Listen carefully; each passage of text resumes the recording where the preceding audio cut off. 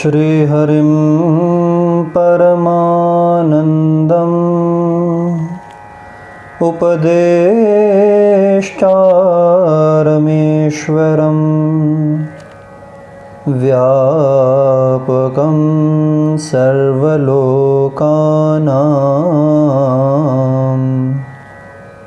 कारणं तन्नमाम्यहम्।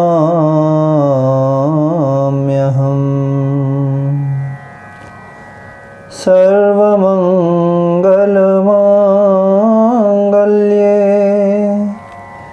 शिवे सर्वार्थसाधिके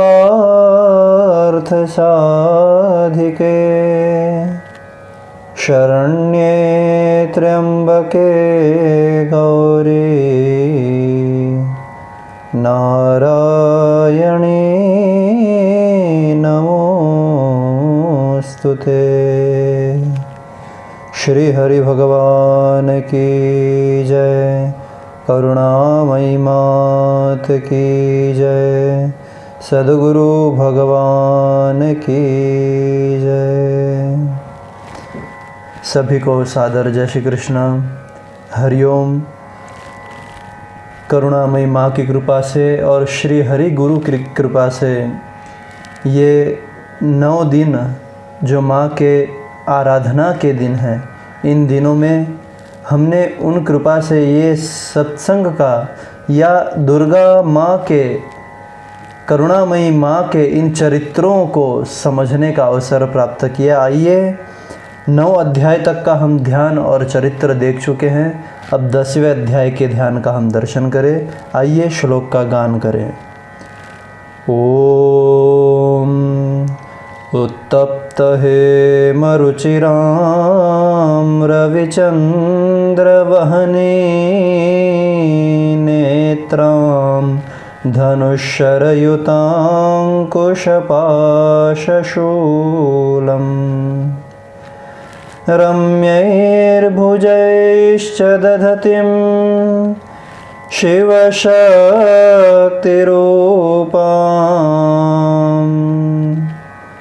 कामेश्वरीं हृदि भजामि धृतेन्दुलेखाम्। श्लोक में माँ कामेश्वरी को प्रणाम किया गया है। कैसा स्वरूप है माँ का बता रहे हैं। उत्तप्त हेम रुचिराम, तपाया हुआ जो सोना होता है, सोना वैसे पीत है लेकिन जब उसे तपाया जाता है तब उसमें जो एक लालिमा होती है, ऐसे अंग की जिनकी कांति है और उसके जैसे रुचिराम, उसके जैसी सुंदर है। रविचंद्र वहनी नेत्राम, जिन्होंने त्रिनेत्र को धारण किया। ये 3 नेत्र कौन कौन है? 2 नेत्र सूर्य और चंद्र, और तीसरा जो नेत्र है वो तीसरा नेत्र अग्नि है। 2 नेत्रों को हमने चर्चा की थी कि 2 नेत्र भक्तों के कल्याण और उनके ऊपर कृपा बरसाने के लिए हैं, और तीसरा नेत्र जो है वो दुष्टों के संहार के लिए, दुर्गुणों के संहार के लिए है। अपने रम्यई ही भुजई ही, अपनी सुंदर भुजाओं से उन्होंने धनुष शर युतांकुश पाश शूलम, धनुष बाण, अंकुश, पाश और शूल को माता जी ने धारण किया हुआ है। शिव शक्ति रूपाम कामेश्वरीम हृदि भजामि धृतेन्दुलेखाम, ऐसी शिव शक्ति स्वरूपा माँ कामेश्वरी जिन्होंने अर्धचंद्र को अपने मस्तक पर धारण किया हुआ है, ऐसी भगवती को हम सब प्रणाम करते हैं। अब माँ कामेश्वरी का चिंतन है। जैसा हमने कल बात की थी कि जब बात काम की आती है तो कामारी का स्मरण करना पड़ता है ना। तो यहाँ पर पहले आपको चरित्र सुना दूं तो चरित्र में बस शुंभ वध की कथा 10वें अध्याय में है।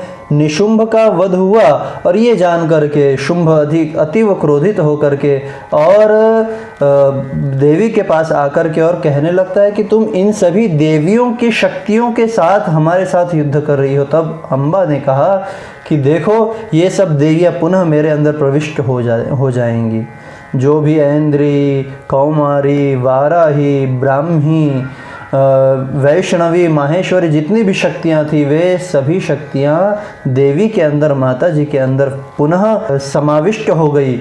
और फिर माँ ने कहा कि देख अब मैं अकेली हूँ, अब मेरे से आकर के युद्ध कर।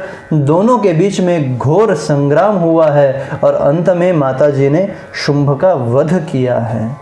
ये 10वें अध्याय की कथा है। अब आपको देवी भागवत के अनुसार कथा सुनाऊं तो देवी भागवत में जब शुंभ आता है तब वो शुंभ माता जी के स्वरूप को, सुंदर स्वरूप को देख करके मोहित हो जाता है और मोहित होकर के कामग्रस्त होता है। तब कामग्रस्त हुए उस असुर को माँ कहती है, और वहाँ पर मन से तो शुंभ हार ही गया है। वहाँ पर कहता है कि वैसे तो मैं हार ही गया हूँ, लेकिन अब पलायन करने से तो अच्छा है कि मैं युद्ध करते करते मर जाऊं, और इसलिए वो वहाँ पर युद्ध कर रहा होता है। तो यहाँ पर काम के नाश की चर्चा हुई, इसलिए हो सकता है कि यहाँ पर माँ कामेश्वरी का चिंतन किया गया हो। तो हम सभी उन शिव शक्ति रूपा जो कामेश्वरी देवी है उनको हम प्रणाम करते हैं। यहाँ पर भी देखो शिव और शक्ति का अभेद बताया गया है। कामेश्वर है भगवान शिव तो उनकी शक्ति है कामेश्वरी। तो शक्तिमान और शक्ति पृथक नहीं है, दोनों एक ही है। इस तरह जगदम्बा ने शुंभ का वध किया। ये शुंभ कल हमने चर्चा की कि निशुंभ यानी ममता का बड़ा भाई है। ये शुंभ कौन है? बोले अहंकार का स्वरूप है। बात उत्तम चरित्र में ज्ञान मार्ग की हो रही थी, और ज्ञान मार्ग का सबसे बड़ा जो बाधक है वो अहंकार है, ममत्व है। इसलिए ज्ञान मार्ग के बाधक अहंकार को मारने की यहाँ पर चर्चा है। सभी देवगण हर्ष निर्भर मानसाहा, बिल्कुल प्रसन्न हुए हैं। सभी देवता नाचने गाने लगे हैं, गंधर्वादि वादन करने लगे हैं। और इस तरह से 10वें अध्याय को यहाँ पर विराम दे करके आइए 11वें अध्याय में माता जी का जो ध्यान है उसका हम प्रेम पूर्वक गान करें। ओम बालरविद्युतिमिन्दुकिरीटां तुंगकुचां नयनात्रययुक्तां स्मेरमुखीं वरदाङ्कुशपाशाभीतिकरां प्रभजे भुवनेशीम्। श्लोक का अर्थ भी आपके सामने है। मैं भुवनेश्वरी देवी का ध्यान करता हूँ। उनके श्री अंगों की आभा प्रभात काल के सूर्य के समान है और मस्तक पर चंद्रमा का मुकुट है। वे उभरे हुए स्तनों और 3 नेत्रों से युक्त है। उनके मुख पर मुस्कान की छटा छाई रहती है और हाथों में वरद, अंकुश, पाश और अभय मुद्रा शोभा पाते हैं। यहाँ पर भुवनेश्वरी देवी को प्रणाम किया है। इस अध्याय में कथा क्या है? इस अध्याय में कथा सिर्फ यही है कि जो हर्षित देवता हैं उन देवताओं ने माँ की स्तुति की है। भुवनेश्वरी देवी को भगवान विष्णु ने देवी भागवत में भी प्रणाम किया है। किस किस जगह पर? 2 कथाएं ऐसी आती हैं जहां पर भुवनेश्वरी देवी को भगवान नारायण प्रणाम कर रहे हैं। कौन सी कथा? देवी भागवत के अनुसार हमने जो प्रथम चरित्र में कथा सुनी कि मधु कैटभ नाम के दैत्य को मारने के लिए भगवान विष्णु उद्यत हुए। 5000 वर्षों तक युद्ध हुआ लेकिन वो दैत्य मर नहीं रहे हैं। अंत में भगवान नारायण सोचने लगे कि इतने वर्षों से मैं युद्ध कर रहा हूँ और ये मेरे सामने अभी तक टिके हुए हैं और बल्कि स्वस्थ हैं, तो इसका क्या कारण हो सकता है? तो वो सोचने लगे। वहाँ पर असुरों ने उनको ललकारा तो भगवान नारायण ने विचार पूर्वक, बुद्धिपूर्वक उनसे कहा कि भाई तुम तो 2 और बलशाली हो, मैं अकेला लड़ रहा हूँ, तो तुम तो बारी बारी से आराम भी कर लेते हो और हमें आराम करने का अवसर मिलता नहीं। तो ऐसा करते हैं, थोड़ी देर मैं भी कुछ देर विश्राम कर लेता हूँ, फिर हम युद्ध करेंगे। ऐसा हुआ और तब उन्होंने ध्यान में देखा कि इन दोनों असुरों को माँ का ही वरदान है, इच्छा मृत्यु का। तो अब क्या किया जाए? तो भगवान नारायण ने यहाँ पर देवी की स्तुति की है। यहाँ जो स्तुति की है, मैं आपको देवी भागवत का श्लोक सुनाऊं तो कृतांजलि रमे यात्मा ताम च तुष्टाव योगविद विनाशार्थम तयोस्तत्र वरदाम भुवनेश्वरीम। भगवान नारायण भुवनेश्वरी देवी की हाथ जोड़ करके और स्तुति करने लगे हैं। आइए भगवान नारायण के उन श्लोकों में से एक श्लोक का हम श्रवण करें।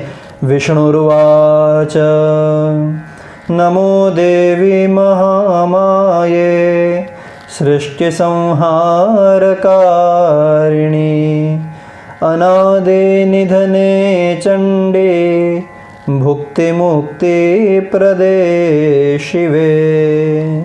इस तरह भुवनेश्वरी देवी को प्रणाम किया। और दूसरी कथा ऐसी है कि जब त्रिदेवों को भगवती ने अपने चरण के नख में ब्रह्मांड का दर्शन कराया था। कथा कुछ ऐसी है देवी भागवत में कि त्रिदेवों ने जब अनेक लोकों में भ्रमण किया और उन लोकों में अपने जैसे ही ब्रह्मा विष्णु और महेश को पाया, तब ये देख करके और मोहित हो करके और तब ये देख करके वे देवी लोक में जा करके और माँ की शरण लेते हैं। जैसे ही वो माता जी के समक्ष जाते हैं वैसे ही माता जी की इच्छा से तीनों स्त्री रूप में हो जाते हैं। अब तीनों देवों ने माँ की स्तुति की है। यहाँ पर भगवान नारायण फिर से जो नारी रूप में स्थित है, एक दाम ताम महादेवीम श्री भुवनेश्वरीम तुष्टाव भगवान विष्णु युवती भाव संस्थितः। भगवान नारायण ने नारी रूप में भुवनेश्वरी देवी को प्रणाम किया है, स्तुति की है।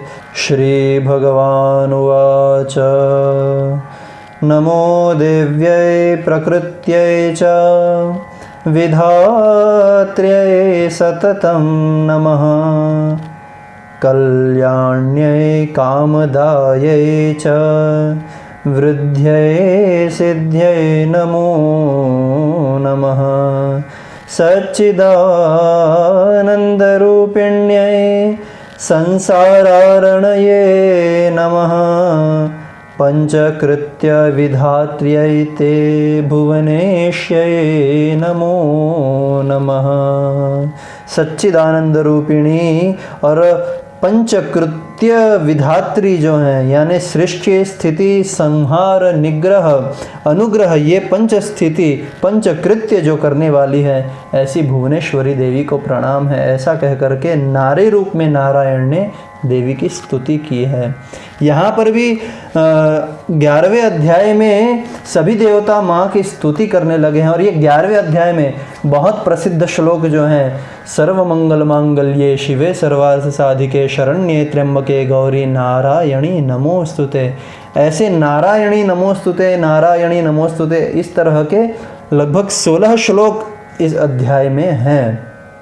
उन सभी देवताओं ने अखिल भुवन की जो अधिष्ठात्री है उन देवी को प्रणाम किया है। प्रसिद्ध विश्वेश्वरी पाहि विश्वम, ये समस्त विश्व आपका ही स्वरूप है। तो इसीलिए यहाँ पर भुवनेश्वरी, भुवन की जो ईश्वरी हैं, ऐसी भुवनेश्वरी को यहाँ के ध्यान में प्रणाम किया है। अंत में देवी प्रसन्न होती है और भगवती ने कहा वर मांगो, तो सभी देवताओं ने वर मांगा है। क्या? सर्वाबाधा प्रशमनम त्रैलोक्यस्याखिलेश्वरी एवमेव त्वया कार्यम अस्मद्वैरी विनाशनम।